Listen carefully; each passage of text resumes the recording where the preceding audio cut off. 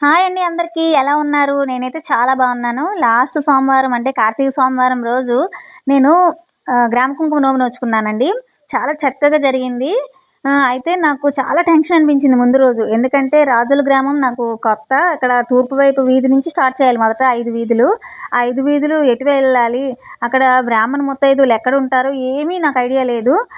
ఆ సందర్భంలో నాకు నా పక్కన నిల్చున్నారు ఆంటీ. ఆ ఆంటీ నాకు సహాయం చేశారు. ఇప్పుడు మీకు వీడియోలో కనిపిస్తున్నారు కదా! ఆవిడ అనమాట. స్వయంగా నాతో వచ్చి ప్రతి ఒక్కళ్ళకి పసుపు కుంకుమ ఇప్పించారు. 5 వీధులు స్వయంగా నన్ను తీసుకువెళ్ళి నోముకి చాలా సహాయం చేశారనమాట. మనం ఈ కథలో ఏంటంటే వీసా యాబలం పసుపు కుంకుమ అని ఉంటాయి. అంటే 1750 గ్రాములు పసుపు కుంకుమ తీసుకోవాలి.